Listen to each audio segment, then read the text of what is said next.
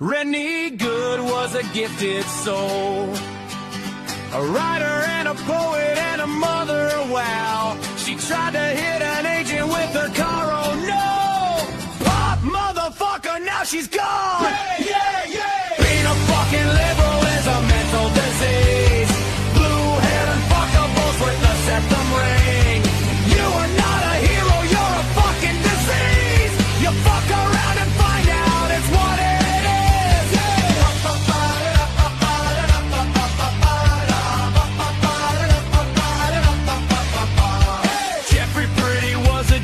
Homo started talking shit to protect a chomo. He was getting nicked when he pulled a gun. Bam, motherfucker, now you're gone. Yeah, yeah, yeah. Being a fucking liberal is a mental disease. Blue-haired and fuckables with the septum ring. You are not a hero, you're a fucking disease. Fuck around and find out what that is. Yeah.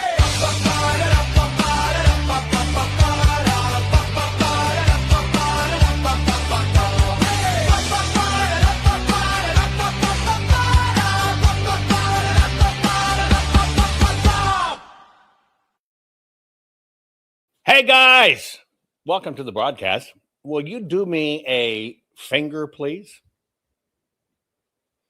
Will you please reach onto your device? Take your finger, gently insert it down to that like, share, or follow, and give me a tickle. Share this program, folks. This is an AMA, an Ask Me Anything, right? And so of course, I have some things I can talk about, but this is just kind of opening it up to you, for me to hear from you about the things you want to talk about, or questions you may have. Doesn't have to be politics, doesn't have to be culture, doesn't have to be race. Oops, I just spilled my coffee. It can be kind of whatever you want. And if I can actually answer it, I will answer it. That's an Ask Me Anything. Today's program is brought to you by the fine folks at Goldco. It's very simple. I'm just asking you to go to jovanlovesgold.com. I do this with my fine partners at Goldco. Request your free gold and silver kit today. There's a lot you need to know about how and why to protect your money with gold and silver, especially when we know this digital dollar is coming, right? Also, it's the time, if you want to talk about gardening plants or whatever. I got a question about rhubarb. And if any of you have grown rhubarb, let me know. But that's why I'm trying to set you free with the various books I put out about being independent again. I want to get you independent again. Just make sure, whether it's this, Food Forest Bible, plant it once, and it self-sustains. Longest running one's 4,000 years. Just make sure that my name's on the book. I know that's really weird. When I did the Food Forest Bible, I only set out, and sorry, I was reaching around from my computer. I only set out to do something different. And I wanted to do a really nice hardbound book you can take outside, good enough to be a coffee table book. It's got a lot of high-def photo in it, everything else. Here's how you do it. Here's what you do. I didn't even want you to have to search in the bibliography. That's too hard, even if you're working in the garden. And so if a plant works in 6 different chapters, then you're going to see that plant in 6 different chapters and talk about how it applies to that. But this is designed to be both a coffee table book, a bathroom book. You can do a chapter in a weight loss session, if you know what I mean. But you can take it outside. It's got a special paper and everything for it that helps that. But when I did the ebook, people cracked it. Rat bastards cracked the ebook, cloned it, made their own version because a book like this had never been done. Just make sure my name's on it. We taught you how to do it with the fruit. We taught you how to do it with lazy gardening. Did you know right now, like if you're putting off a garden and you hate to dig and you hate to weed, and you hate all that stuff, but you need a garden, let me tell you the fastest way to do it. You ready? Go down to your farm store, your feed store, whatever the case may be. depending upon how much space you want to plant it in, get you a straw bale. You know what a straw bale is, right? Just a bale of straw, not hay, straw, right? Take those straw bales, put them where you want them, turn them up on their edge, right? So you're kind of looking down the shafts, the holes of the straw. Don't lay them flat. Turn them up on their edge. Buy you a bag of soil.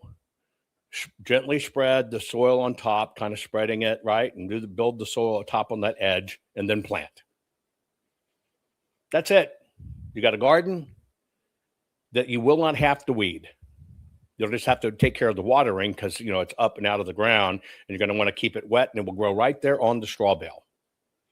And you got yourself a garden that will take care of itself, that will feed itself. You just make sure it stays wet and you've got a garden. Some of that stuff's this easy. Anyway, this is Ask Me Anything. Stick that mic, not that mic, stick that mic out there. Ask me. I will try to stay up with your questions, right? And we'll just have a session, you and I talking. Got it? Okay, we're going to get started. You got about 3 minutes to share this. And then let's connect. Not fixing 2020 will damn our nation forever. The historic Maricopa County full forensic audit effort processed 20,895,610 digital and forensic images of varying formats, resulted in 208 million individual evidence-proof files. The system processed over 58 billion forensic measurements, resulting in over 2 trillion individual base computations. No hopium, no hype, just hardcore forensic evidence. Please make sure the Maricopa County Full Forensic Audit Archives survive. Donate now. So if you want what happened in the 2020 election fixed, then please donate to protect and secure this historic evidence. We can't do it without you. We need... Rennie Good was a gifted soul, a writer and a poet and a mother, wow. She tried to hit an agent with her car, oh no! Pop, motherfucker, now she's gone! Yeah, yeah, yeah! Being a fucking liberal is a mental disease. Blue-haired and fuckables with a septum ring. You are not a hero, you're a fucking disease! You fuck around and find out it's what it is!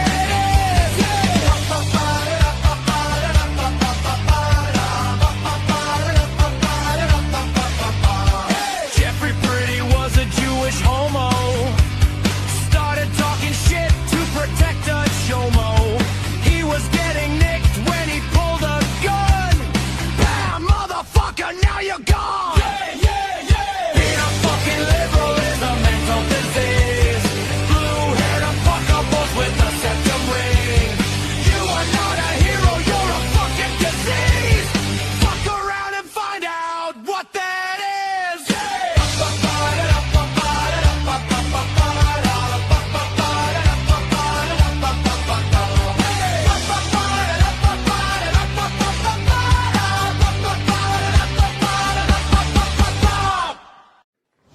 Warning. The following program has been rated Gilligaff and is intended for open-minded audiences. If the truth offends you, or if you are allergic to focused intensity, intellectual athleticism, or the occasional F-bomb or even irreverent humor, please switch off now. If your delicate sensibilities need to be worried about or addressed, might we recommend the Underwater Basket Weaving channel to you. Otherwise, sit back, enjoy the wisdom, insight, and wicked sense of humor. Cut the crap. How many times a day do you want to say that to politicians? The elite, the loony liberals, the fake news media. and the gender-confused, emotional socialist snowflake crowd. Cut the Crap is your secret weapon for fighting for our freedoms and our great republic. It all begins with a massive mental enema, freeing you from the toxic news and politically correct views, which constipate your consciousness with stinking thinking. Your host, Jovan Hutton Pulitzer. He's known for calling out politicians and telling them to cut the crap. You've seen him on virtually every television network and listened to him on Coast to Coast Radio. And now he's here to help you learn to fight for America. Culture, race, and American politics. They all have one thing in common. They all need to cut the crap. Now, here's your host, Jovan Hutton Pulitzer.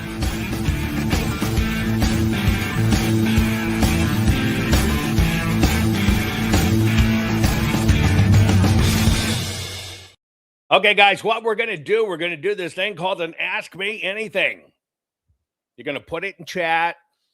You usually have to put it once. Sometimes I'll go back and forth. I'll make sure I get it. But we just kind of open it up to dialogue. I got a few little videos I think I should show you that I think you would be interested in, and we can talk about those. Give you an example. Have you ever been to a buffet? Put it in chat, yes or no. Ever been to a 12-hour buffet? No, it's not the name of the chain. A 12-hour buffet. I just learned about this phenomenon. It's where people go to the buffet place the moment it opens and eat till the moment it closes. Don't look at the clock. We've been here since 7 this morning. And it's 7 at night now. 12 hours and counting, baby. If you putting Frank's bacon out, what you expect us to do? That's a 12-hour buffet. She takes her kids to the buffet. They get there at 7 in the morning when it opens, and they continually eat for 12 hours. Do you think you could tell they're getting their Jimmy buffet on? Don't look at the clock. We've been here since 7 this morning. And it's 7 at night now. 12 hours and counting, baby. If you putting Frank's bacon out, what you expect us to do?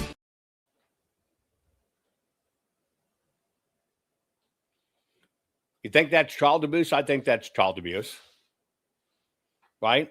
By the way, I kind of watch things in your food. It's a big deal of mine. By the way, on my book, No Dig Gardening. See it right here? This is a smaller version book. I can even teach you in cold areas, this book does, if you have cold areas, how to heat your garden from underneath the ground to extend your gardening season. Just before we started the program, I told you, the laziest, fastest, smartest, by the way, garden of all is a straw bale garden. You take the straw bale, turn them on their sides, spread the soil on top. There you go. Absolutely no weeding. No fertilizing. Not at all. You take the straw bale. It's got to be straw, not hay. That's key. Hay will mold. It's straw. You take the straw bale. You turn it up on its side. You spread the dirt on top. You put your seeds or your plant right there on the straw bale. Now you're going to do a little more watering because they're up and the air will dry them out. That is the epitome right there of no weed, no fertilizing garden right there. Did you know you could do that?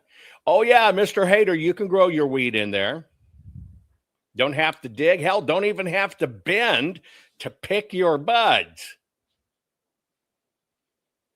Right? Now, this particular person did put wood staves on the end. You don't have to. I tend to push them together in a row.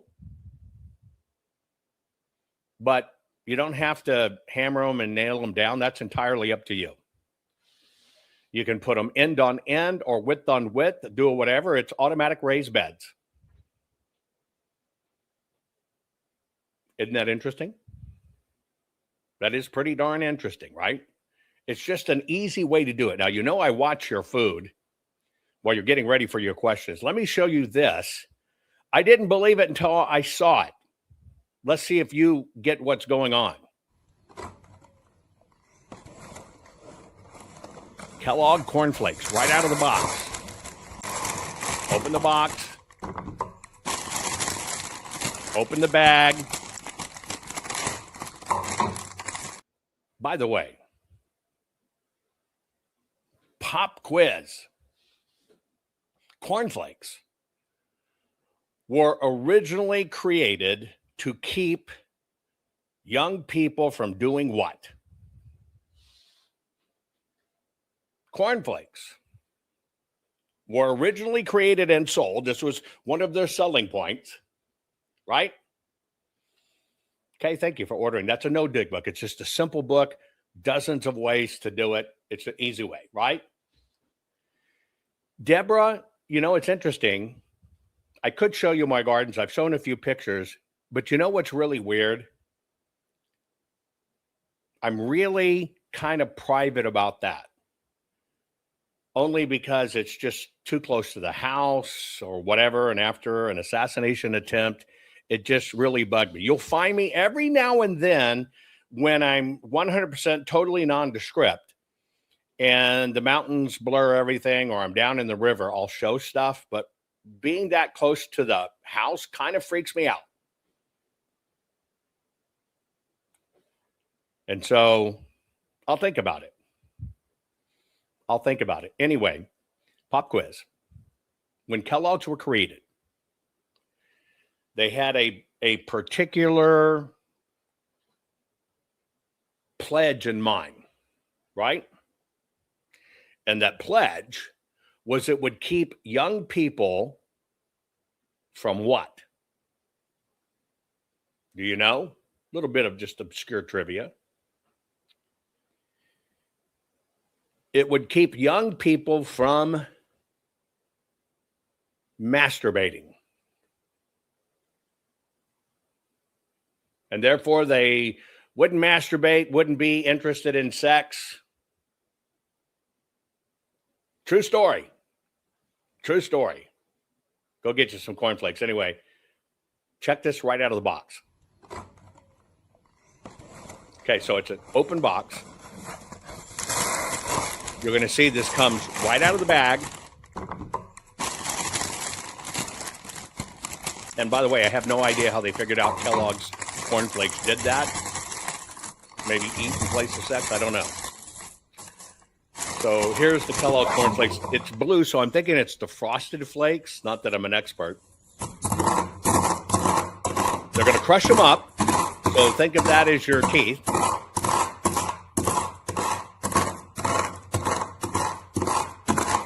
So you're kind of, and I heard about this. I just didn't believe it until I saw somebody did it.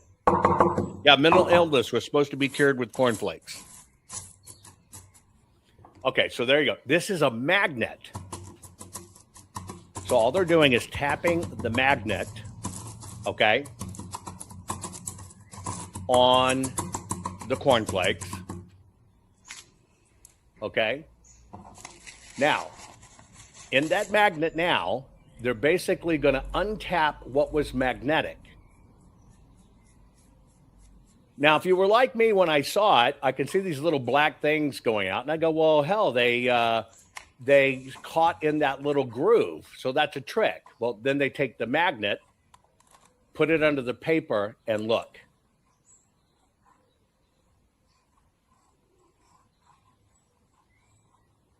There you go. Yeah, I know you're thinking, what the fuck? Ferrous. Right? Iron. Literally, we're talking ground iron directly in it. You'd have never believed it unless you saw it. I kept on hearing it. I didn't do the experiment myself. I watched that one. I go, well, that's why they're crunching and they've got, that little rim around there could have been stuck in the rim, but they did it right. Brush it off and then go into the paper. And it is ferromagnetic. What the hell? What the hell? Your body doesn't process iron in your body even at that level. But yet it's in our food. What in the hell are they doing to us? Okay, one of the questions I got just a minute ago is how can a blue city right? In these blue cities, how in the hell do they even get to do sanctuary cities? Give you a little history of my personal experience with this. I'm a Texan. I grew up in Texas. I wasn't born in Texas. I grew up in Texas. My father, when he left the military, we already had family in the hill country. My father then became, when he was out of one term, became LBJ's ranch foreman with the partners for Singing Hills Ranch and all the ranches there. So that's kind of where I started my life in Texas when we got to my father. Kind of funny. I can still remember being 2.5 years old, being shown my first goose egg. I thought it was the biggest thing I'd ever seen in my life. And I can first remember my very first taste right there at the butter churn when he was done churning the milk in the wooden butter thing. It was the most magnificent thing I'd ever tasted in my life. And here I am, basically 60 years later, and I can still remember. Anyway, LBJ dies, the ranches move. Roy Akers passes away. My dad goes back in town, goes back into military service, then goes into civil service, etc. Right? Anyway, so I'm a Texan. A lot of family in Texas. Over the time between the different places I lived, whether it's Manhattan or Los Angeles, I've always had a home in Texas. I moved to Austin, Texas, because I was doing several different healthcare companies. Austin became the Tex capital. Yes, Lyndon Baines Johnson, LBJ, the president. So I moved to Austin. Living in a neighborhood that's a very nice neighborhood. I liked it because it was not right down in Austin, but close enough. Still the hill country. I could literally walk down my street, right? Totally incognito. Nobody knew who I was or what I did or anything. I laid low. I'd walk to my Starbucks before daylight, get my coffee, sit outside with my wolf, Chief. I have a wolf. Sit there, whatever. Then walk across the parking lot to Trader Joe's. I like Trader Joe's stores. They're very good stores. Grab groceries, walk back to the house. Austin became a sanctuary city, and I never really thought about it. But when you're getting to the outskirts of town on the south side, or the 360 to the middle of town, we would have miles of homeless people living in tents under the major expressways. Miles, not an exaggeration, just tent freaking city. And it's the hippie culture there, right? Right? And yes, Trader Joe's is the hippie store. And so the homeless, bringing in the homeless to Austin kept on getting worse, kept on getting worse, kept on getting worse. And then, and this is leading up to 2000, by the way, the homeless people started coming down the streets, and we started seeing them close to the house. I mean, right there, which is really weird, but they were. So even the short overpasses. So you'd come off, like the 360 right there by the BMW Mercedes dealership, exit down. You're going to turn on your street right here. So you're going to go back under the highway. And it, you have both sides of the highway you're going to go under. And right there on the highway became homeless camps. We're talking right in the middle of neighborhoods. Then the homeless people started coming down the streets. And they decided they could set up camp in your yard. And yeah, by the way, they just showed that Gavin Newsom may have spent $1 billion importing 400,000 illegals to California. Yeah, that's going to be a big story. Anyway, they started coming down the streets. And if you had a nice, cushy yard, they would camp in your yard. And the city passed an ordinance. You couldn't tell them to leave. So I'm getting close to my last freaking straw. Then, of course, I get into all this election stuff. Then they find out where we are. Then they start shooting us. Then the assassination attempt. And I know I got to leave. Well, just about that same time, as you're coming 360 from downtown, you're coming 360 and you come on the Mopac or whatever, and you exit to come in the neighborhood. I remember with the final breaking straw, I was looking at the overpass. You've seen cement overpass. You know, the highway goes up over, it's got the cement overpass going down. And I remember this thought coming into my head. Why would, and I got to show you a picture so you'll get it. So hang on. Why would the state paint the overpass brindle? And I'm going, that's really weird. Now, Austin has done some pretty creative things. You know, they got carved stone. They've got, you know, all kinds of designs on the overpasses. It's pretty good that way. It's creative. But I remember looking up and I was thinking to myself, why is the city painting the overpass brindle? Now, just so you understand what brindle is, this is a brindle cow. They have brindle dogs.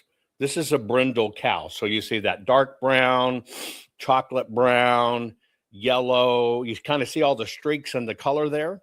That's called brindle. In the animal world, it's camo. Well, it didn't take me long to figure out the reason the overpass was brindle. If you can imagine the top of the back, the people underneath, living underneath, and this isn't a rerun. This isn't a rerun. Hiking Call Lady rerun. No, this is not a rerun. You're dreaming that this is a rerun. This is a retelling. So imagine the back of that cow is the guardrail on the overpass. The illegals would walk up to the top of the overpass, sit on the guardrail, and proceed to shit down the side of the overpass.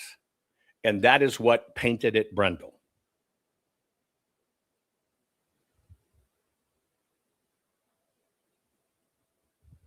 I kid you not. It's bad enough finding needles. It's bad enough they set up bike fix-it shops. It's bad enough that the city brought in trash cans for them and porta parties. Give them all cell phones. It's fucking racket.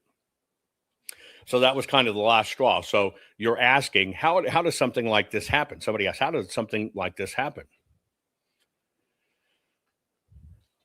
And yes, I know what you're thinking. They needed a little more fiber in their diet. But I digress. Anyway, what happens in your city, and this is what you have to check in your city if they can do this. They really don't have to have a city vote. It's not something that really kind of goes through your city council. The city can actually issue a permit. They don't really sometimes let the citizens vote on it. You just have to check whether your city is under the initiative or the charter and has charter amendment powers, whether they can do an initiative or whether they can change ordinance on their own. Right? Some of them have to vote on it, are supposed to. Most cities don't even vote on it. It is not required for you as a citizen to vote on it. They can just do it if they have the ability in their charter. It's pretty sick, isn't it? Yes, double entendre there. Zoning bullshit in the zoning areas. You're right. And who said that? I am kingdom. I grew up in East Texas. I love East Texas. My firstborn was born in Longview, Texas. I love East Texas. Texas has become something I no longer recognize. And it scares the hell out of me because Texas is under attack. But that's how they're doing it. That's how they take over the country. They've got to go take a state, turn it purple first, then start turning it blue. And then they just start making everything around you blue. It's just kind of the way they do it. Speaking of something blue, you know, we're going through this stuff with President Trump, the Strait of Hormuz, shutting it down, opening it up, getting it done, making these deals for the ceasefire. Iran has to charge, they can make money because they can charge fees for going through it. You know, it's a deal that's kind of fair to everybody. However, certain countries have found ways around it. Listen to this crap. In a controversial deal amid recent tensions over the Strait of Hormuz, France, Germany, and Britain reportedly shared intelligence on American military force movements with Iran. The exchange was said to secure the cancellation of Iranian-imposed transit fees on commercial shipping through the vital waterway, which carries about 1/5 of global oil and liquefied natural gas. The deal was reportedly proposed to Iran through diplomatic channels and was initiated by a coalition of 3 major NATO countries: Britain, France, and Germany. Sources within Qatari intelligence confirmed that the discussion took place in March 2026, and the deal was well received by the Iranian side. Iran officially proposed charging transit fees for passage through the Strait of Hormuz in late March 2026, as part of a broader 10-point proposal to end its ongoing war with the United States and Israel. Under the agreement between Iran and European countries, ships transporting energy resources from brands such as Total Energies, BP, Shell, Wintershall Dea, and Uniper will be exempt from the need to pay for passage through the Strait of Hormuz after the war ends. In exchange for this, 3 major NATO countries have proposed sharing intelligence with Iran on the movements of American forces in the region. It remains unclear which specific pieces of intelligence were involved and how it affected the conflict. However, this revelation raises serious concerns about the integrity and reliability of the NATO coalition. NATO, who we protect, if France had an issue, it's our army that has to fight it, not theirs. Most people don't know that. They have now made deals to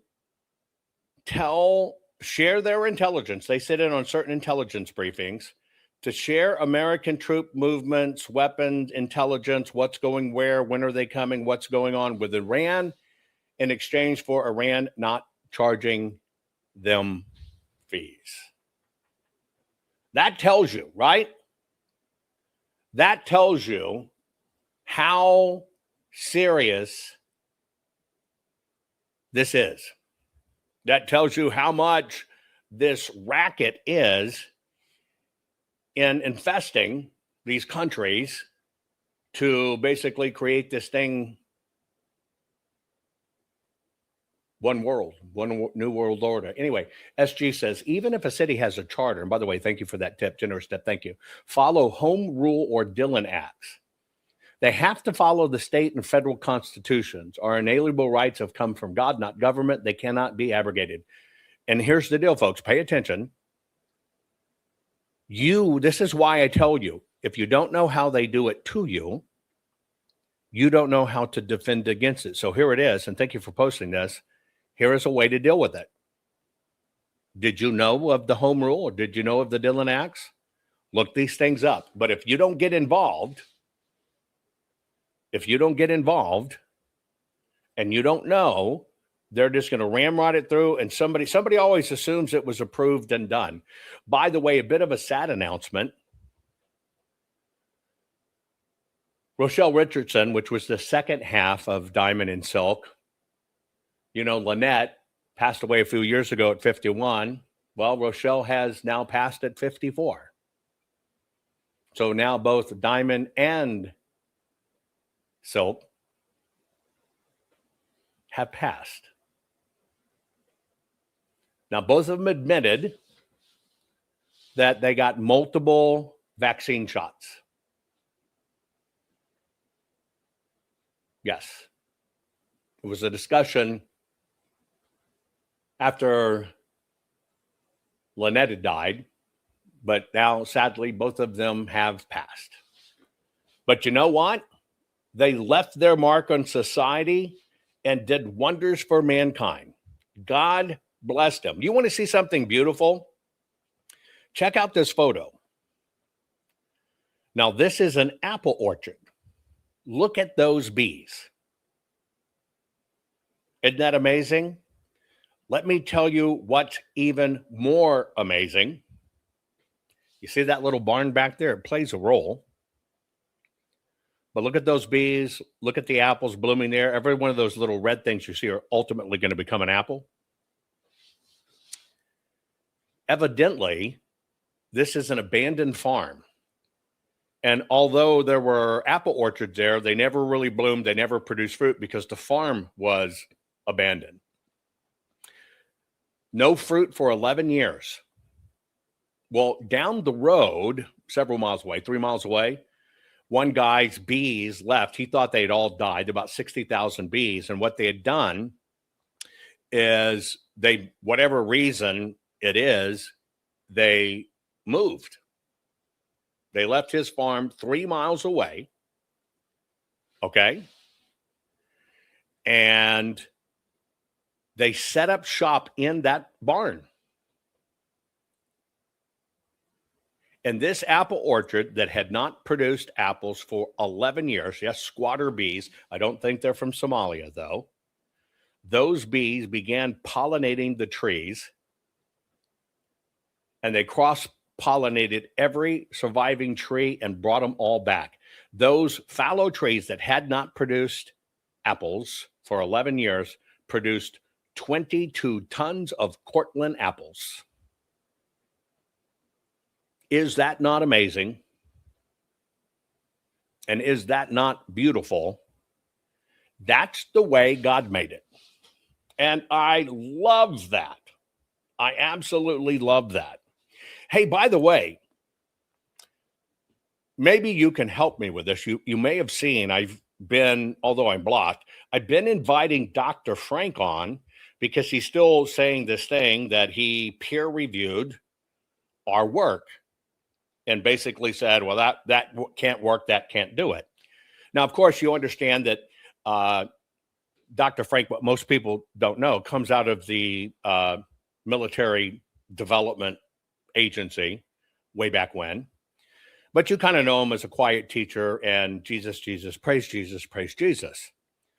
Well, one of y'all saw him in a training session recently, asked the question again, and he said, Jovan works, it's fake, it's not this. Well, here's the flyer for the training session. And what I find really interesting is he talks about how he has trained 48 states, how he has met dozens of secretaries of states, attorney general, legislators, local election officials, which, by the way, I will remind you, way back when we're now going to start the full forensic audit, and we're starting, and we know we're going to do Maricopa, and we're processed. We were going to do Pennsylvania, Michigan, Nevada, Pennsylvania, Michigan, Washington, etc., several states. It was him that was put on the road by Mike Lindell that went around to the states that basically told all of the states who were meeting with us that the audit, it's a grift, no, canvas first. This is the source of that. But I need some help, right? I need some help because it's really interesting that he's now promoting himself as the Nobel Prize nominee, world-renowned physicist. Talks about 60 peer-reviewed papers. That's fine. Mine are in the thousands, but it's okay. But here's an interesting thing. The reason this is interesting is because you know that the Nobel Prize does not publish a list of any nominees.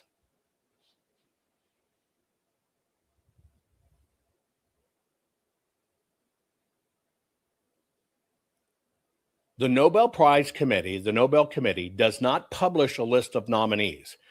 They do not acknowledge the names. They do not tell anyone you've been nominated or whatever at all. It's kind of a no-go. It's just not done. And the reason they don't do it is because they don't want people going around saying you're a Nobel Prize nominee. It's kind of like this CIA thing. I was in the CIA, but you can't verify with the CIA because they don't do it. Well, I've invited Dr. Frank on, and his nominator. The only way anybody could even know that they have been nominated is that the nominator has to make a public disclosure. Now, we can't find that public disclosure anywhere. Anywhere. We cannot find it. There is not a public source of any kind, academia or otherwise, saying that they have nominated Dr. Douglas Frank for the Nobel Peace Prize. Not at all. So it's interesting because I'd love to interview the nominee. I think this is great. Somebody's gone around to 48 states, met with all these lawyers, governors, and everything else, now doing another tour. This is the Oregon Blitz.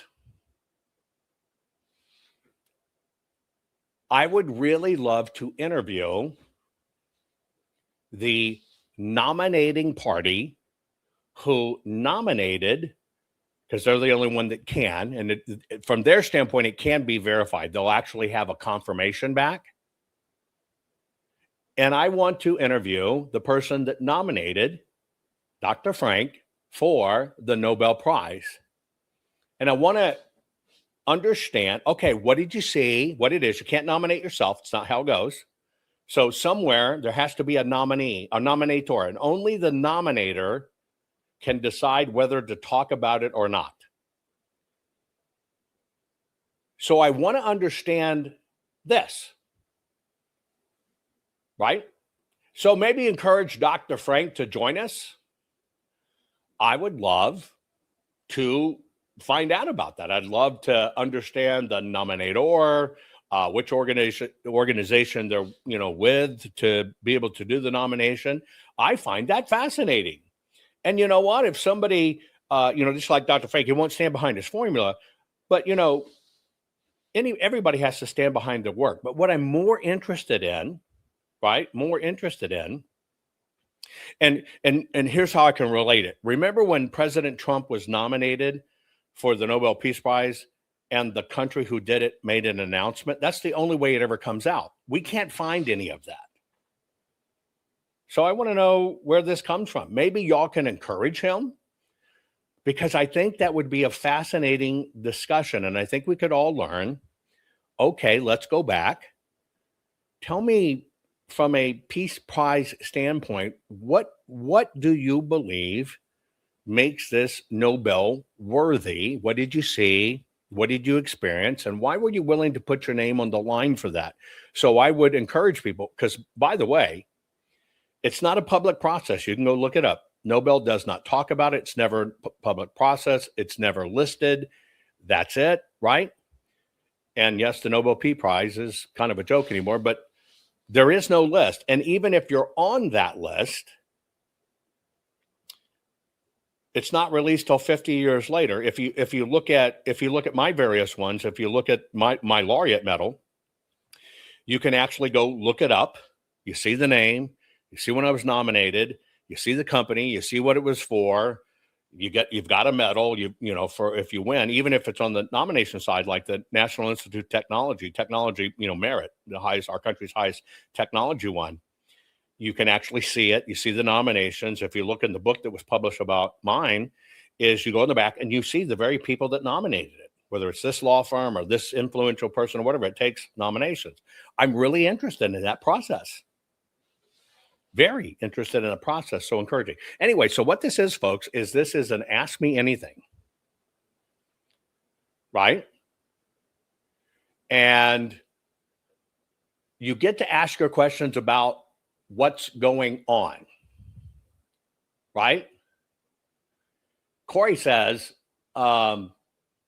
we've been trying to propagate my late grandmother's apple tree for 3 years now. We've tried both grafting and rooting powder. Nothing has taken so far.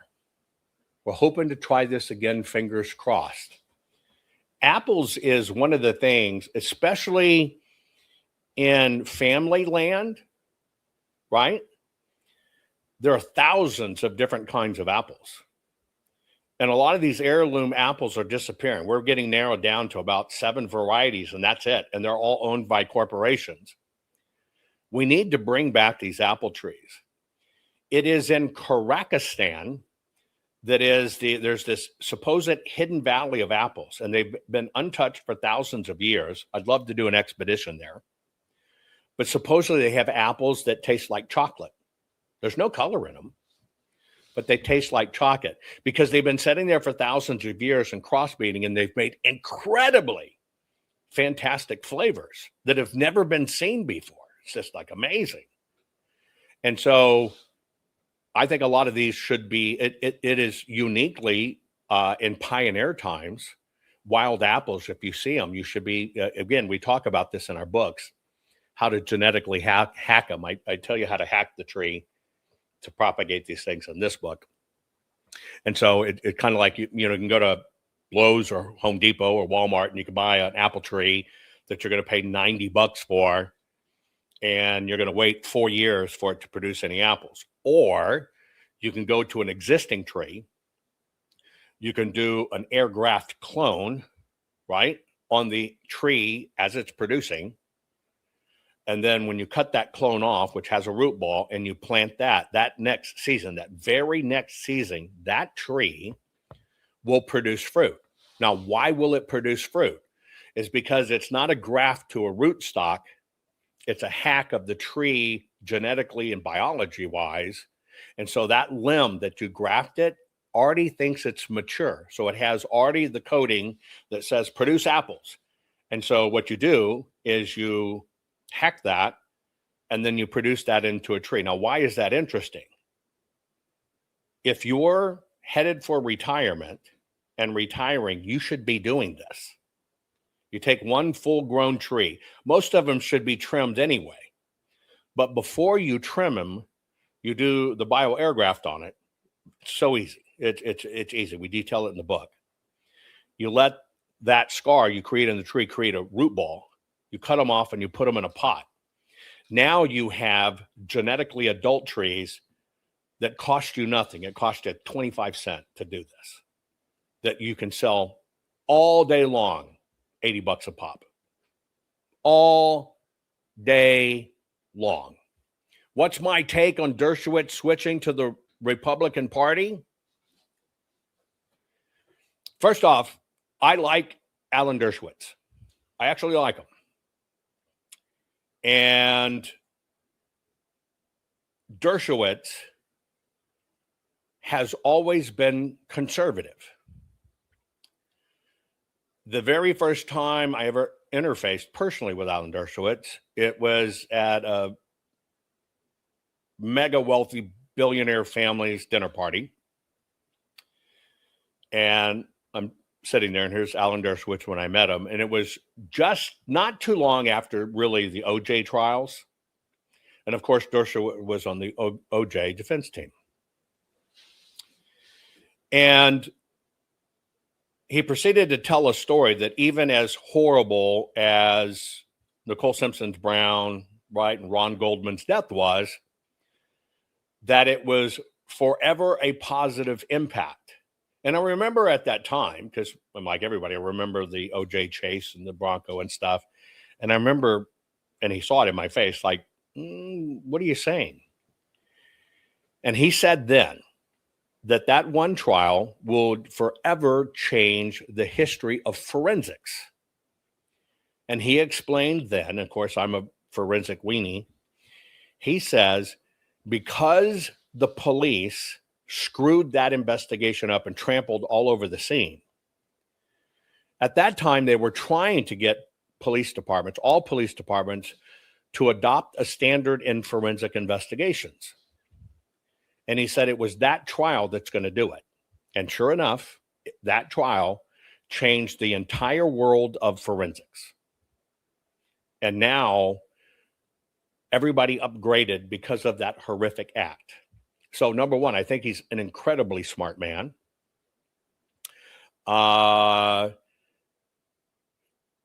He has always kind of told the truth. I don't know if he's Epstein files or not. Doesn't matter. I discount a lot of that because Epstein surrounded himself with mega wealthy people. It was part of the racket. Doesn't mean they were kitty diddlers. But I can tell you from what I know of watching the man in person and understanding where he practiced and where he's from, in order to stay alive, in order to operate in these big blue cities, they will always claim they're a Democrat when they're truly Republican, and their saving grace is you never get to see how they vote. Their other saving grace is it is standard among high net worth individuals, corporations and otherwise, that when you make political contributions, you contribute the same amount to both parties. And so if you're working within the cap, say $2,500 or $2,000, you're literally making the contribution to the left, making the contribution to the right. So everybody understands it's just business, which it typically is. So I'm going to tell you, he's probably a lot like Clint Eastwood, who, by the way, is pushing 100. Clint Eastwood's the same way, has always been conservative. But when he finally got to the point in his career where he could say, screw you, Hollywood, he came out as a conservative. So there wasn't really anything to blackball. Mel Gibson did the same thing, right? There are tremendous Hollywood people that follow what's going on. But when we do like election security calls or whatever, they're there. Very, very, very famous names are there. But they can never kind of announce they're there because there's always lurkers on the call trying to set things up, and they have to hide it. And only at certain points in their career can they actually come out and say. So I'm going to say he was a Republican anyway. Now he can just claim it and own it because he has nothing to lose anymore. They can't kind of blackball him. That would be my take on it, right? That would be my take on it, right? Anyway, let me see what the other questions were. Somebody asked about people's grand juries. I think it was Mr. Hader in between tokes. And he says that sometime we need to talk about people's grand juries. Now, I want to dedicate a whole program to this. But in the United States, you can actually set up a people's grand jury. They're real, they're legally recognized, a grand jury made up of citizens under the state constitution, etc. That's a grand jury. It's a legally recognized by the state under the state constitution. There's kind of this other subset that if the state or city didn't do it, then they try to consider it an unofficial citizen panel. And they try hard to say it does not have no direct legal power to indict, to arrest, or whatever. And so there's one that's officially part of the American criminal justice system. And there's rules they operate under, and they can charge somebody with a crime, etc. The nuances here, and we'll do a whole show on it because people have done this, is can an independent citizen's investigation or a public tribunal do this? And to what extent can it issue, right? Can it issue a legal binding indictment? Some states have the ability to do this. And so they can actually true bill. True bill means they can return an indictment. It's called a true bill. So it's not really running a trial. Few states have the way you can do this. Few states have the way that a citizen's grand jury can compel the state's official grand jury, right? But it's not the same as a judge or court setting a grand jury.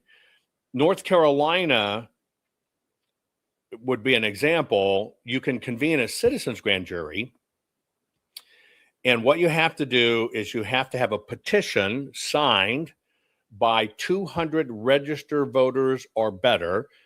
Some counties require 2% of the voters. And you can compel a judge to do a grand jury. Now, in a citizen's grand jury, you're going to collect sworn statements, you're going to review documents, you're going to hold public hearings, you're going to publish the findings, etc. There are a lot of people doing this, and yes, we should all talk about it. I just haven't found a group of people that have officially done it, and I'm interested in people that have officially done it and succeeded at it, but I am more than happy to do an entire how-to program on it, so people can understand how it works, what they should do, etc. And I tell you why you should do this. You should do it because your counties, your lawmakers don't give a shit, and it's all theatrics. It's like when the county recorders or the city council convene and the citizens can come up to the mic and you got 2 minutes. They don't give a shit. They're like Instagramming. Here's an example. Next is Richard Schwartz. Good afternoon. Afternoon. Before you start the clock, could you stop it for a second? It's real discouraging to come up here and see all the heads down. It's like, you know. Sir, you're on a 2-minute timer here, so let's go. You can see they're doing other stuff. They're on their Instagram. I'm not following you. You're on a 2-minute timer. Could you start it over, please? No, we're not going to. Just go ahead. So it was unreasonable for you to ask that people look up and give me their attention? Sir, you have 2 minutes. We're all looking at you. You have 2 minutes. Now you have 1 minute and 30 seconds. Okay, well, I guess I won't be able to say it. Last week, you limited, this kind of goes to the heart of what I was going to talk about, which was the state of our democracy. Last week, you limited speakers because of the number of speakers to 1 minute each, but you allowed Camilla Jayapal to speak as long as she wanted to. It was 4 or 5 minutes. And it reminded me of George Orwell's famous saying from Animal Farm about how all animals are equal, but some animals are more equal than others. Mm-hmm. And that's how I feel like I'm being treated now, just because I was kind of asking for your attention. Like, I noticed you all were very attentive to Ms. Jayapal last week. And I just wanted to ask for your attention before I started. And I immediately got a hostile response back from you. I don't understand that. So you don't ever respond to citizens, or what's? I do, sir, but you have 2 minutes for public comment to the agenda items.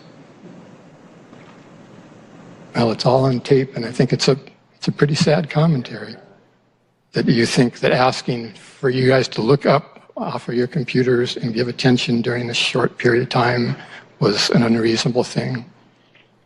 I really feel bad about that. Thank you. They don't care. And that's all the public show. When they call it a public hearing, they're not deciding anything. The public shows up. All they know, their only duty is to let you speak. There's no requirement for them to do anything. There's no requirement for them to act on it. They got 2 minutes. Some of them are 1 minute. Right? They play favorites. It's a sham. But you think they go through the play acting of their being heard. They're not being heard. Right? And if I've missed your questions, put them back in chat across the platform, just so they cycle back up on my chat again, since it moves so fast as we do this. But that's kind of how it goes. Next is Richard Schwartz. Look at them. They're just Facebooking, liking, tweeting. Look at it. Good afternoon. All of them. Afternoon. Isn't that horrendous? Isn't that horrendous? They don't care. And you're right, Sarah. Maricopa Board of Supervisors is hostile than authoritative. That's what they do it. But there's a lot of cons out there, right? It's just procedural, right? It's just procedural. etc. Just procedural. Teresa asks, what are you planting in your garden? I've got 3 gardens going in at once. I've got 2 new ones that I'm doing for books. 3 actually. And so these are books that I'm working on. But the 3 new ones are basically, these are separate gardens, because when I talk about it, when I publish a book on it, it's actually something I do, right? And so one of them is I am doing a medicinal garden, which is basically just a pharmacy. So I can understand how they grow, what it takes, and everything else. And then we're doing 2 different versions of gardens that are all plant it once, never touch it again, and it will produce for 30 to 50 years. And we're testing all of them in the, vegetable range and in the fruit range, right? Yes, we call it a pharmacy. And so all of these are being done and gathered and growing and ground. And I do that because I want you to understand that what I put out, I practice. And one of the things I want to help you with in the future with new books is I want you to be able to take a small spit of your backyard or side land or side yard or whatever, and I'm going to give you every plant, fruit, vegetable, or otherwise, that is one and done. Meaning if you'll take the time to plant it and then you plant these, they are forever returning, forever self-seeding, and you have a permanent garden, which is completely different than a vegetable garden or a flower garden or whatever.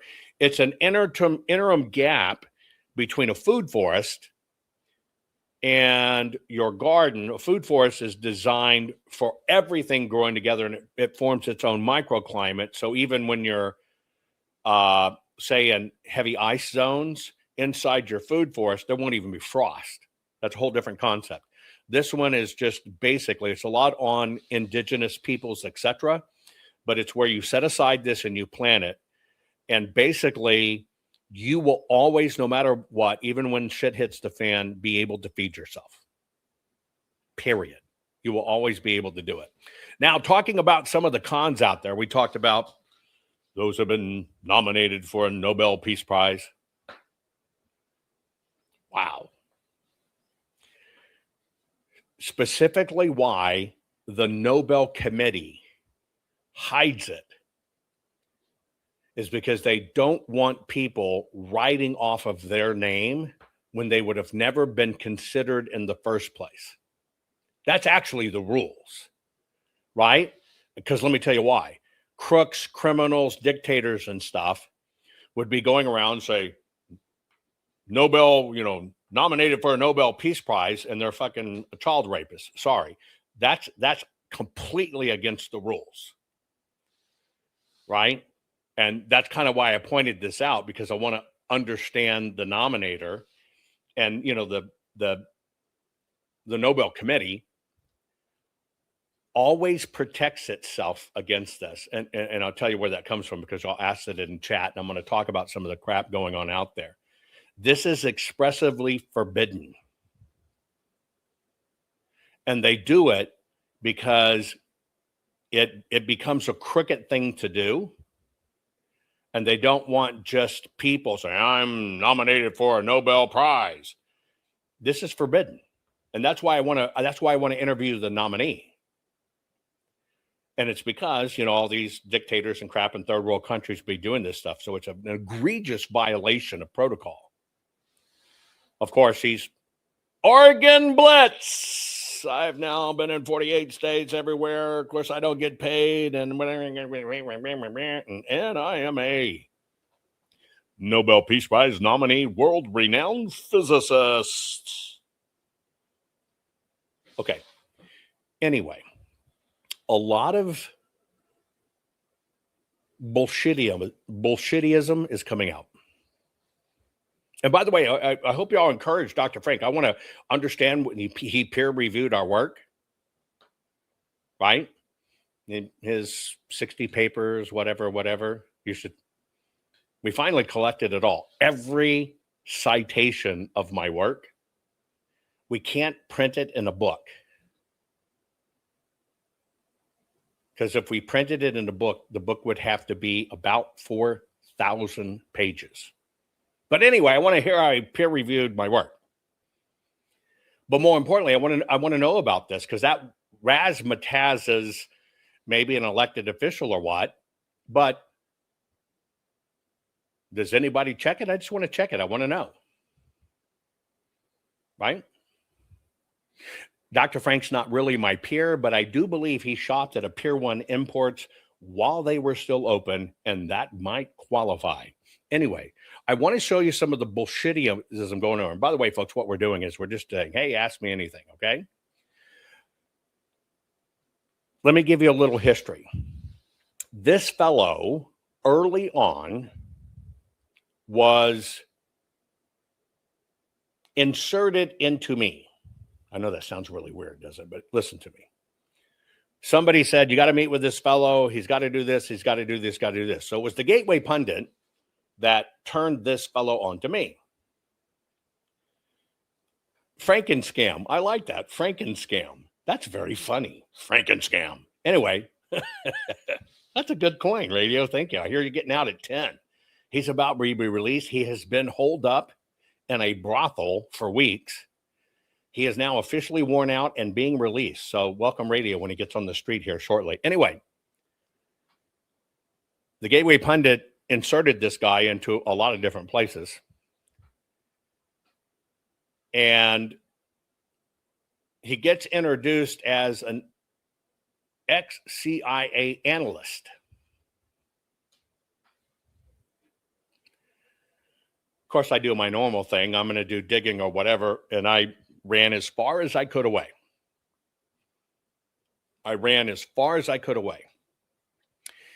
He is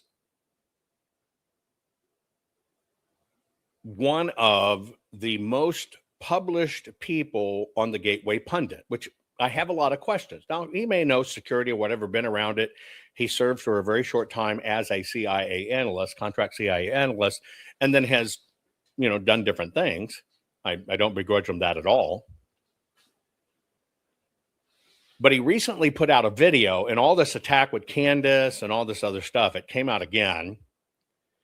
And you've seen Buzz Patterson on my program, the very person who carried the nuclear football on, Air Force One, et cetera, et cetera, et cetera. So dialogue with Buzz called him out. And then the same dialogue with David Limbaugh, Rush Limbaugh's brother, who Dave Limbaugh came out and said, look, this is just bullshit. But it's out there and it's being amplified. I want to show you this little bullshit con going around. They recognize they've got some problems and got to try to deal with it. And then there was a report out that they had an emergency meeting Saturday night. And apparently, one report coming out of that meeting at the White House is that Trump wanted to use the nuclear codes. And General Dan Kane stood up and said, no. He invoked his privilege as the head of the military, so to speak. It was apparently quite a blow up. There are pictures of Kane coming out of that meeting with his head down to the ground. So, there's some very, very bizarre things going on in D.C. Well, on Saturday night, excuse me, Larry, Trump. Now, it's interesting. He was on Judge Napolitano. Total bullshit. Total lie. Even the wrong, correct description of the protocol and what would happen. But they tried to paint it to see how this story would go, that President Trump was about to nuke Iran. total 100% bullshit. But this is what's going on right now against President Trump. And you see Tucker coming out, I'm so sorry I misled the American people. Trump needs to be taken from office, right? I'm telling you, folks. Trump's off his rocker. Total bullshit going on. And it's all over the place. But if you were to take, and I suggest you do it, you should go back and look at all these characters that are now claiming this stuff and tie them to who amplifies them, who appears on their program, who has them speak, and you get a very interesting chart, and you begin to see the connections of how all the dots connect. Right? You see every one of them, like, getting Tina Peters in prison. You begin to see how they connect. But that fellow, and you're right, this is coming out because we're winning. It's why they're trying to sell to America right now that MAGA's dead, everybody hates Trump. Here's what you're really watching them do. Extremely dangerous to our democracy. This is extremely dangerous to our democracy. This is extremely dangerous to our democracy. This is extremely dangerous to our democracy. This is extremely dangerous to our democracy. You are seeing nothing different than that stuff right there. Nothing different. But you think because it's coming out of patriots or people that have to tell you they're a patriot, that it's truth. All this is another battalion being activated. That's all it is, folks. France, Germany, all these guys that are pushing back on NATO, it's because they're puppets. What is President Trump going to do? Here's the effect. He's going to terminate NATO, and he's going to terminate funding they're doing to those countries. But see, they're trying to bash Trump and get him out. They're taking a gamble that, well, he won't be in long. And they think they already have the system rigged. But what can President Trump do? He can immediately terminate NATO, which I hear is coming.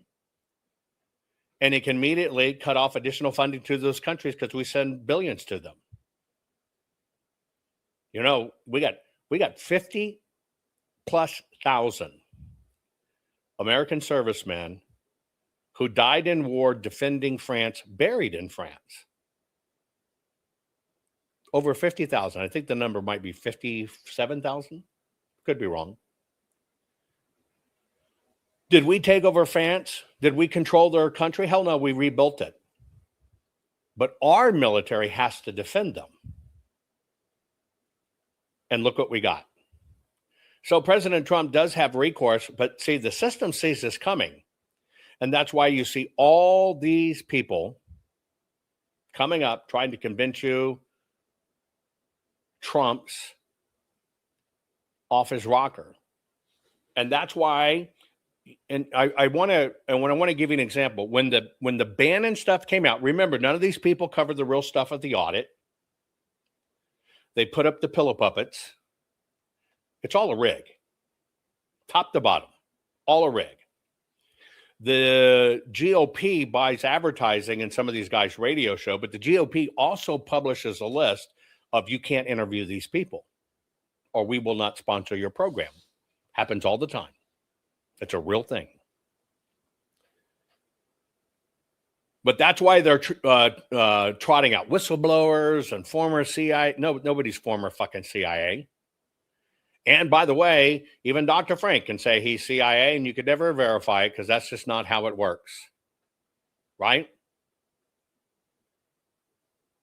Period. They recognize they've got some problems and got to try to deal with it. And then there was a report out that they had an emergency meeting Saturday night. And apparently, well, one report coming out of that meeting at the White House is that Trump wanted to use the nuclear codes. And General Dan Kane stood up and said no. He invoked his privilege as the the head of the military, so to speak. It was apparently quite a blow up. There are pictures of Kane coming out of that meeting with his head down to the ground. So, you know, there's some very, very bizarre things going on in D.C. Well, on Saturday night, excuse me, Larry, Trump. See, that's the difference between words. Words are never truth, not when they're anything in politics. They're just not. And you have to understand some radio shows are political radio shows.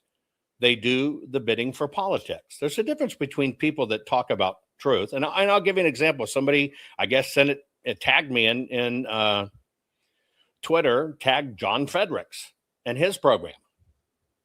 Why don't you have Jovan on or whatever? And I replied, I know John. John knows me. John will never have me on. John's program is politics. John does bidding exactly how the GOP wants to play the game, and that's what keeps his program on the air. That's how he makes his money. I'm on the other side of the spectrum. I'm about provable facts. Here is the truth. Decide for yourself. And here is the solution. Provable facts. Here is the truth, right? And decide for yourself. And here's how you fix it. Does not complement politics. It's the antithesis of politics. Therefore, you have to understand John Fredericks is politics. I called him out with the bank your ballot bullshit. Get into early vote.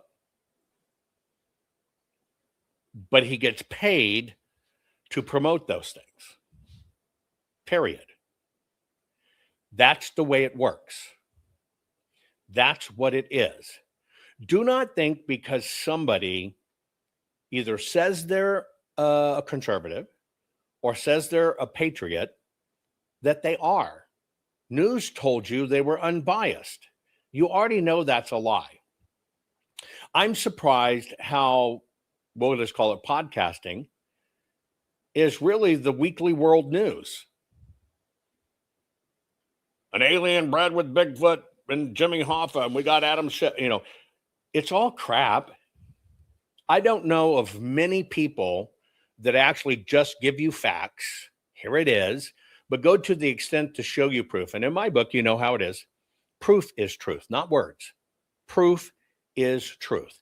Here's the truth of Arizona. Everything they claimed in every category, early voting, mail-in voting, or election day, is absolutely a lie. I didn't have to guess. Nobody had to tell us why, because the paper told the truth. Machine folded papers of the right paper and the right color, even if we just use machine folded, period, is the only litmus test, was supposed to be, on average, 84.13% of what came in. Every single district failed grossly. Then you go to the other category. And this doesn't even take in consideration if it's counterfeit ballot or whatever. It's just a ballot, and it will have a hand fold in it. Why? Because you're handed it. You hand fold it early. You never fold those lines straight. You've tried to fold a letter straight, and you get the crease, and you go do it again. It's a second crease. You can't hide that. They were supposed to be no more than 7.5%, and all of them busted it, went over it. Right? And then the last part, absolute no fold, right? That's provisionals and election day. And they grossly busted over that. But if you add up the numbers, this is what makes their 100%. It's all a lie.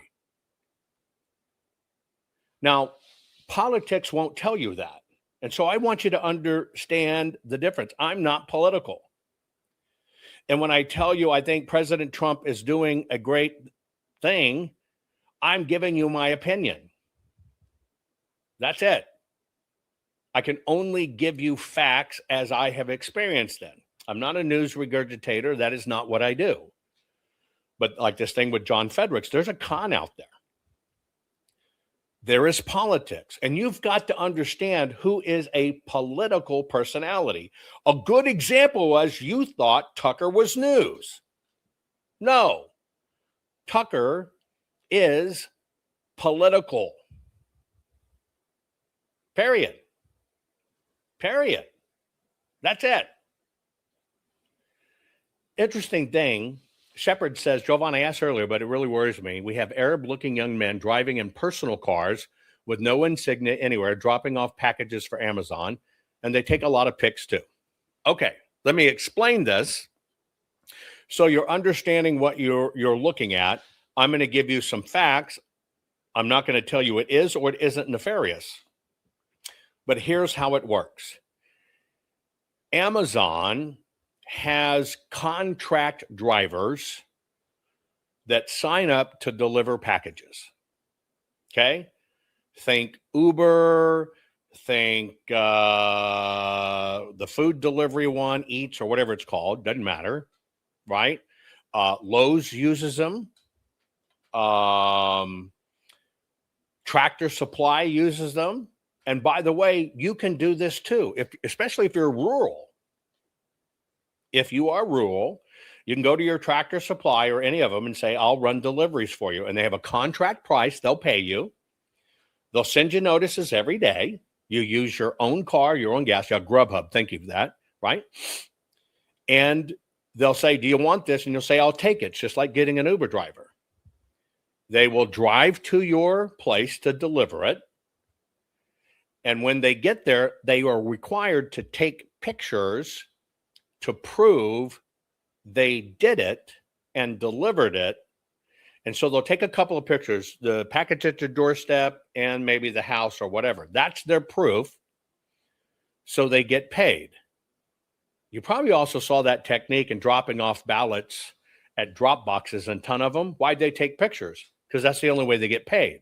Because you don't trust criminals. Do you understand when it comes to dropping ballots? They're criminals. You know they're criminals. And so you got to have photographic proof they did the deed. And that's why they'll do this. And so they're all over. And if you got a card, you can get a job, and there are no requirements. There are no requirements. Now, I met one of these at one of our family places, right? And I forget what they were delivering for Tractor Supply, but it was off in the mountains, right? And they made the delivery. And it was a black woman who had been an American citizen for 40 years, but she's from the islands, right? And her son, I'm going to say he might have been in his 20s, good-looking, tall kid, you know, his hair braid and everything else. And they dropped it off. I just happened to be there. And I thanked them. And the mom said, you got a great place here. I said, well, it's really a family place, but thank you very much. And we started chit-chatting. Well, this mom, who's a legal citizen, came here legally, is as red, white, and blue as you can get. She lives on a mountain, does her own homesteading. This is part of the way she supplements her income. And they just plan it with their trips. I got to go to the feed store or whatever, and they'll pick up packages where they know they're going to go in the general vicinity. And their home was 60 miles from where the family farm was. They just do it on their trip to get things. And they make money. They're going by there anyway. Here you go. I bet we chatted for an hour. Her son was really big into coding and design, wanted to get into gaming or whatever. I talked a long time with him, good kid. I said, hey, here's where you can pick up some gigs, and here's what you can do, and here's whatever. And we had a great conversation, right? So I want you to understand, at its simplest core, you are seeing, right? You are seeing how the contract system works. Now, do I think there's probably some in there doing nefarious things? Yeah, we've found what? Mail-in ballots for an election in Amazon shipping boxes? Right? It happens. It's there. So I think there's good and bad everywhere, but I can tell you my one experience when I happened to be at a family ranch, it was a place that was awesome. And then there's other experience at the family ranch where FedEx, which is supposed to come to the doorstep, won't do the last 2 miles because it's the driveway. And so It can be even food or whatever for the family, and they'll just leave it out there and then take a picture and say they delivered it.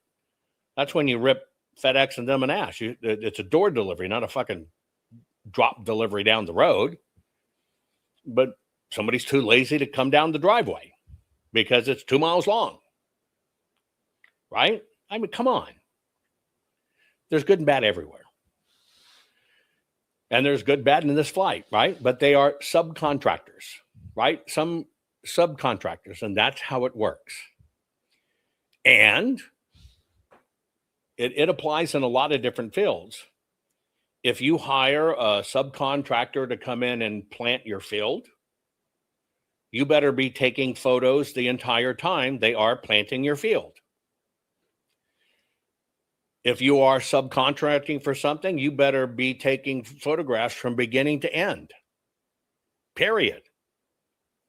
Frankly, I like when drivers go to the doorstep and you're there, because I'll tell you what, if I arrive at any of the family places or my home and there's a package on the doorstep, I don't pick it up. I'm like a fucking weird ostrich. I'm craning around and making sure don't disturb anything. Can I see the label? How is it labeled? Can I verify it's really from Amazon before I ever touch the fucking thing? Same with the box, right? There you go. It's FedEx rules. That's the way it is, right? That's the contracting business. But for me personally, if I didn't see that son of a bitch delivered, I ain't picking up that box or taking it out of like a rural mailbox or even taking it out of a mail center. I will force them to move it out. I won't touch it. Right? There you go. I'm not gonna have them take me out that way. Isn't that sad we have to think about that stuff? But it's the truth. Anyway, is there anybody that you had a critical question that you think somehow I can contribute, right? If you don't get your Amazon package, Amazon says make sure it's not at your neighbor's, my neighbor's 2 miles away. Yep, you do that too. Anybody had a question that they really want to ask that I didn't get? I don't know anything about football and the Browns. I don't follow sports. Supply seeds, bankruptcy coming. Yes, you're going to see the meat packing fight come up because they've started consolidating meat packing. And so they take the factory farms first and put out the rural families.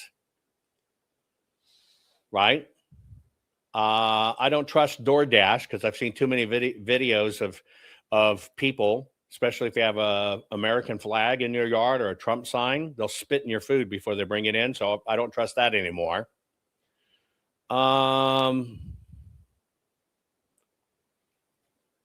What's the idea with Idaho limiting water and killing farmers? We have as much water as we've ever had. It's a racket. It's a lie. We have as much water as we ever had. The only thing that has happened is we now shuttle more of it to the ocean than ever before. Why? We paved our streets, and the water that hits that used to soak into the land runs right down the streets, right to the drainage system, right to the gullies, right to the rivers, right to the ocean. And it can 100% completely be fixed, but the system does not want to fix it. I'm just trying to see if I missed any critical questions. That's how I think. I think with my tongue sometimes. If you ever seen me really think, I don't know why I do it, but I think with my tongue. I also talk to myself, right? I walk myself through it. And I talk myself through the instructions. I don't know why I do. I'm just fucking real. Okay, last question. Here we go. If you could watch from one spot from the beginning of the Earth's existence, time unfold, where would you pick to watch? I would be sitting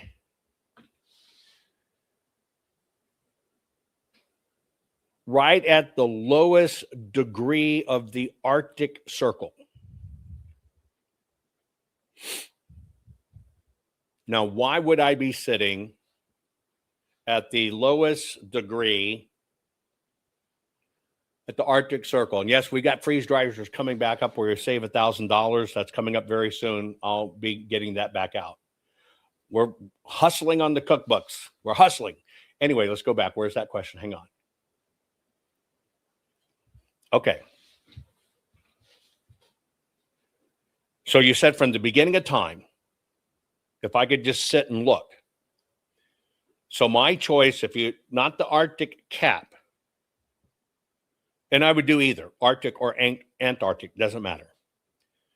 Come to the lowest degree of officially being the Arctic and park myself right there. If I could hover and watch time evolve.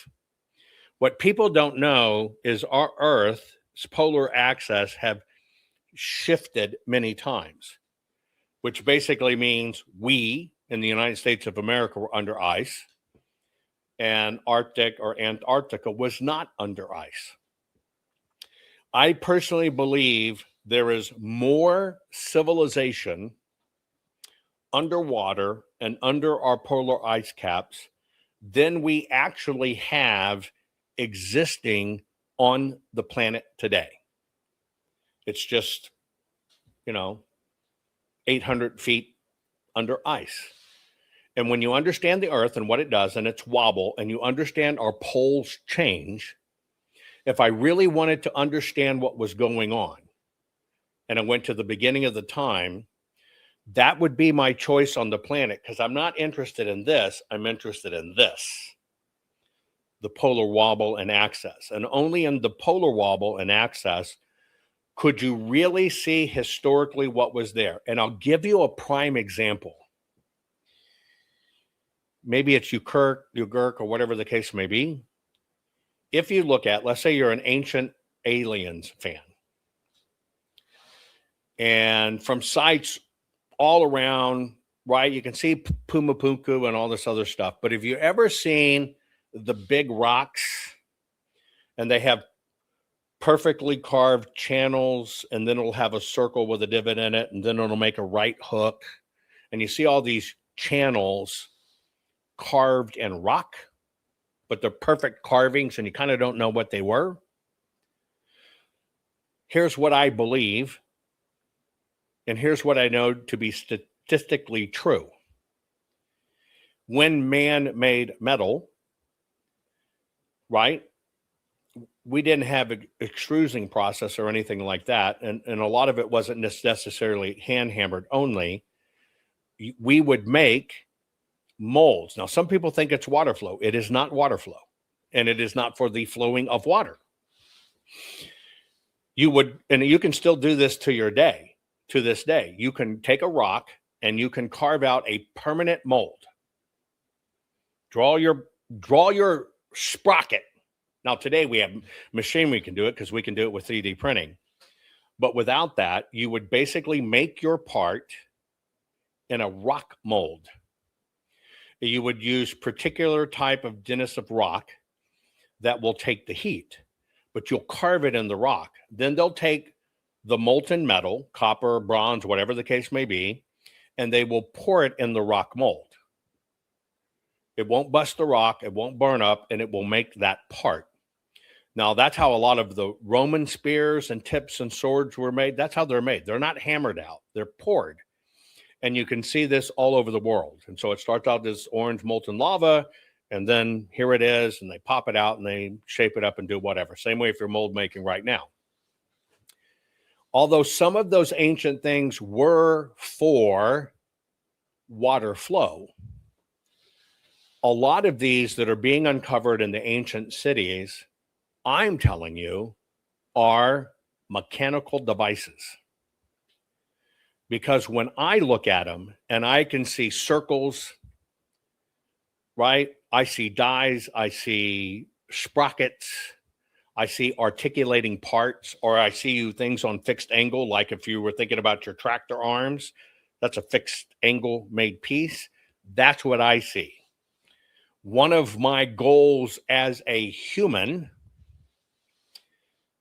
if I ever get back to exploration again, I want to go to the place with the most of these cuttings in the rocks that can't be explained. You know, some of them are like 2 inches wide. They're precisionally there, and it'll go like this. It'll make a right angle, but in the right angle is a hole, but it's got a divot in it where if you poured it, it would have a hole there, like for a bolt. Peruse these places. I want to go 3D scan all of these existing rocks out there.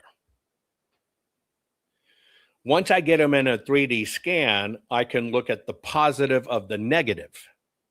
Right? Here, I'll show you a photo. Hang on. That's a good thing. I should show you what I'm talking about. Hold on. Give me one moment.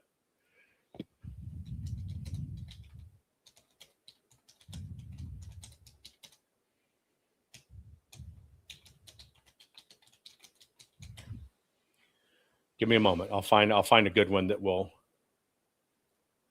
Now, I found some of these that are vitrified, and I'm going to show you some of the really interesting stuff out there in exploration. But hang on, I got to find a particular one.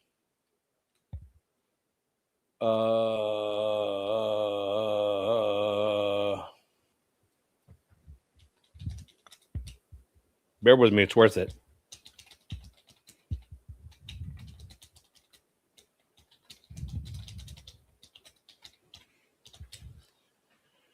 I'd have to go back to my old site.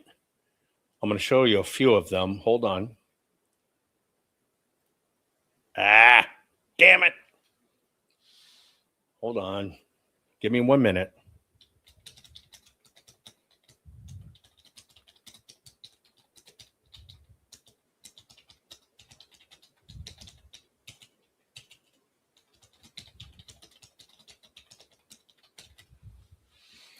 I closed the wrong.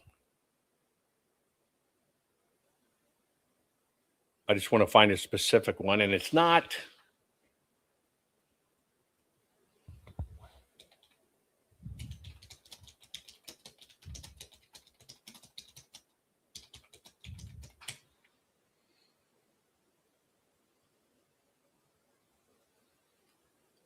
Damn, I'm having a hard time.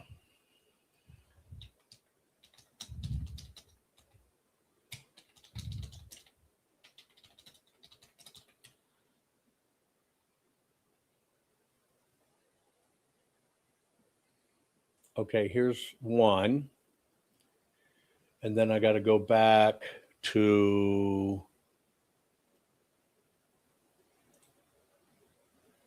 that one. And then I got to go back to, where are you?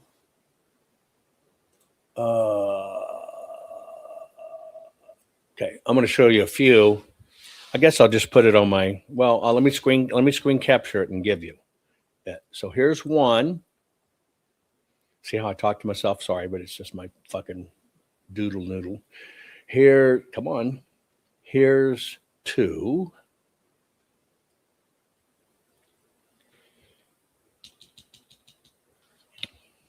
Now remember, I've been all over the world studying these things. But now 3D scanning can be done so much easier than before. And my last one's here.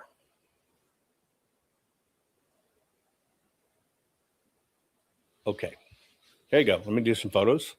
And I'm glad you asked that, right? And let me just load them up. Here we go. I'm getting them standby and you'll be able to see them. I'll do them in no specific order. So there's ancient sites all around the world.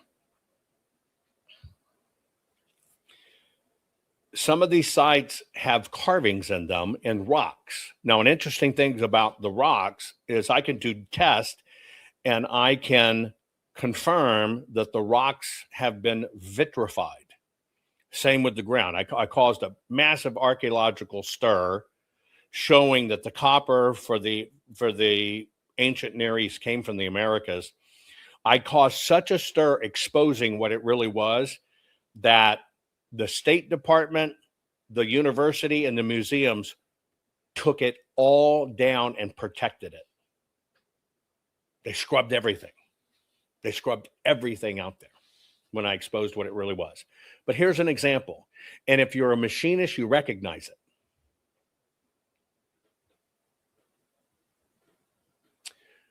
The insides of the rocks have been vitrified. What you're looking here at is a gear shaft extrusion mold.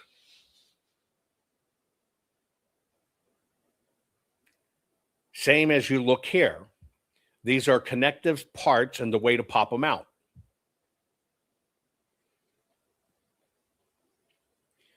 And they taught these great things. Here's an example of a school.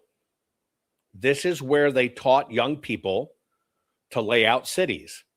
And they had to practice on rocks designing these layouts. But this is an extruded gear mold. Vitrification means it's been through heat. Why? Because they poured it down the throttle of it. This is what I exposed in the Uluburun shipwreck in Turkey, that the copper came from the Americas, all archaeological pushed out. They wrote all kinds of bullshit stories until I said, okay, let's take them. And you can see the little bumps, that's dirt, pop it. And you can pop the dirt and find out they did it in the Mississippis. Yes, I'm very familiar with Graham Hancock. Love his work. Anyway, how about this? These rocks are all machined to the same exact 100% tolerance. These things are 14,000 years old, minimum.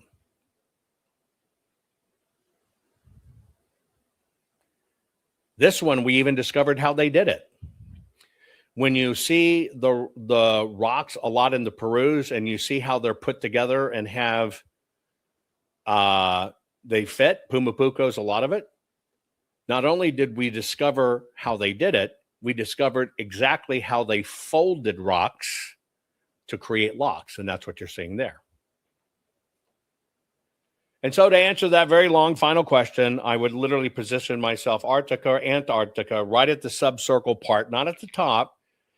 And if I could be at the right elevation and then I could just watch, like in that movie Time Traveler, I could just watch it evolve. I would want to see what we can't see today. Yeah. Did you know you can fold a rock like a marshmallow, insert it into a lock?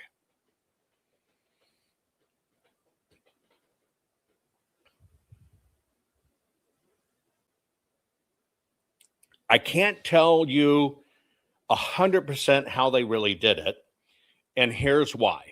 You know, when you see these rocks fitting together like this, we made a major discovery of how the ancients did it. There's no gap between those rocks. We still can't build this way today.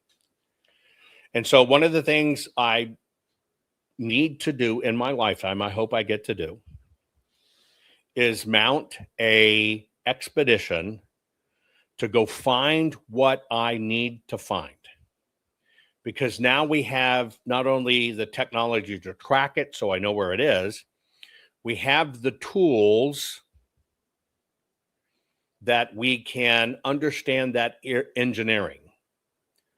But what if I told you it was as simple as a spray, and if we ever in the future wanted to cut a highway through a mountain, we would stand back, we'd just spray the wall of the mountain, solid rock, granite, and the granite would instantly become soft for about a foot, and you dig it out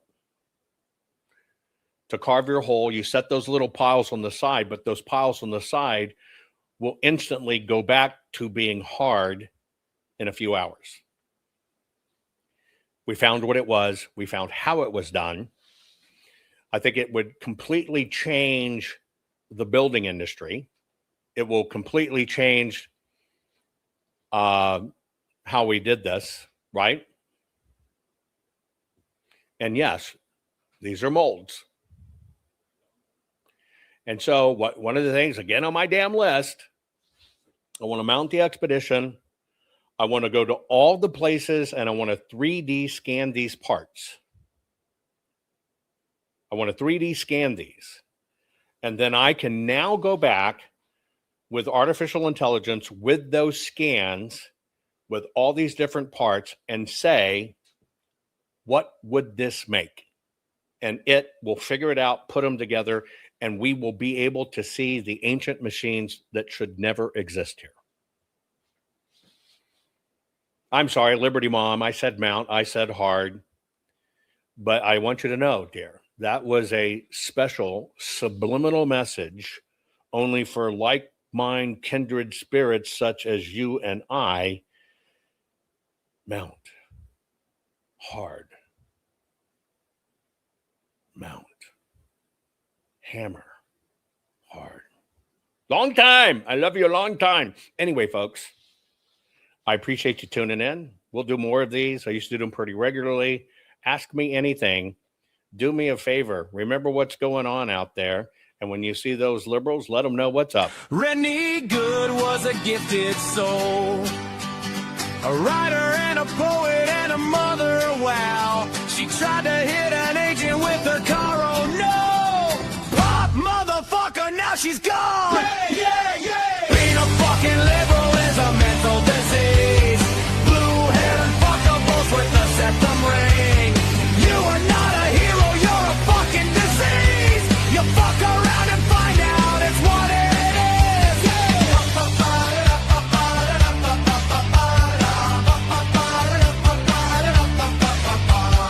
Jeffrey Pretty was a Jewish homo. Started talking shit to protect a chomo. He was getting nicked when he pulled a gun. Bam, motherfucker, now you're gone. Yeah, yeah.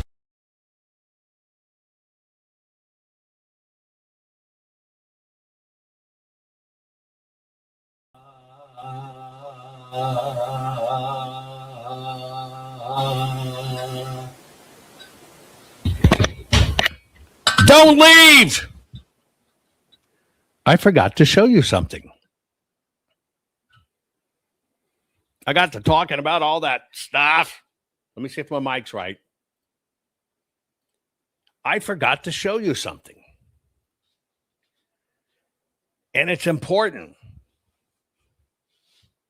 So wait. You know this, how the guys in NATO, and I should have played, I just got distracted, how the guys in NATO are not supporting Trump? I want to show you Obama first term to 2023, Europe.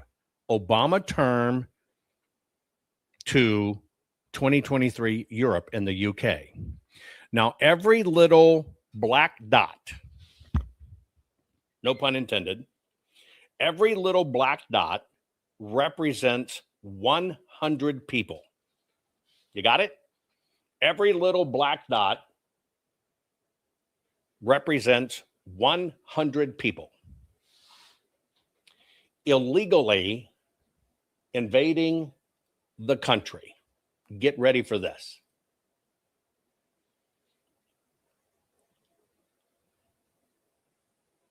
That's the UK.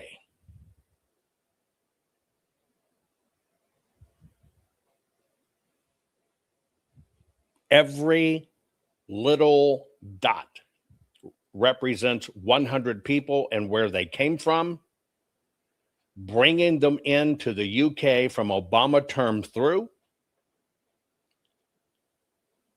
And you're going to see that during that time, it was 12 million. And I'm going to play it for you one more time on loop. And the reason I'm going to tell you on loop, this is also exactly how many Biden let in our country. It is the same amount. It flies on shit. You better believe it. It is the same amount of people came our way in Biden's era. Biden's era. This is also very close to the number of new people put on the voter rolls that are illegals in our country. This is a great way to visualize it. And what I'm showing you is this starts with Obama, and it's the illegal immigrants, and this is just into the European Union. And that has happened here too. That's the swarming plague. I will put that over on my Telegram for you. I am so sorry that I forgot it. Right? It's important. I appreciate it. I appreciate all of you. I appreciate Dr. Frank and all your buddies each time give me the 5 thumb down. I love you all. Rennie Good was a gifted soul, a writer and a poet and a mother, wow. She tried to hit an agent with her car, oh no! Pop, motherfucker, now she's gone! Yeah, yeah, yeah! Being a fucking liberal is a mental disease. Blue-haired and fuckables with the septum ring. You are not a hero, you're a fucking disease! You fuck around and find out it's what it is!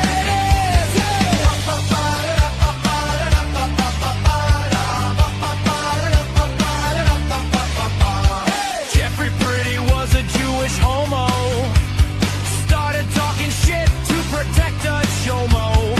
He was getting nicked when he pulled a gun. Bam, motherfucker, now you're gone. Yeah, yeah, yeah. Being a fucking liberal is a mental disease. Blue-haired and fuckables with a septum ring. You are not a hero, you're a fucking disease. Fuck around and find out what that is. Yeah.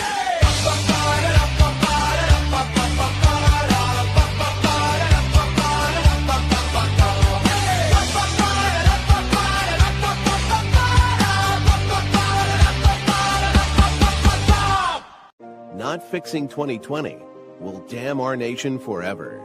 The historic Maricopa County full forensic audit effort processed 20,895,610 digital and forensic images of varying formats, resulted in 208 million individual evidence-proof files. The system processed over 58 billion forensic measurements, resulting in over 2 trillion individual base computations. No hopium, no hype, just hardcore forensic evidence. Please make sure the Maricopa County Full Forensic Audit Archives survive. Donate now. So if you want what happened in the 2020 election fixed, then please donate to protect and secure this historic evidence. We can't do it without you. We need you. America needs you. Our future needs you. Please donate now.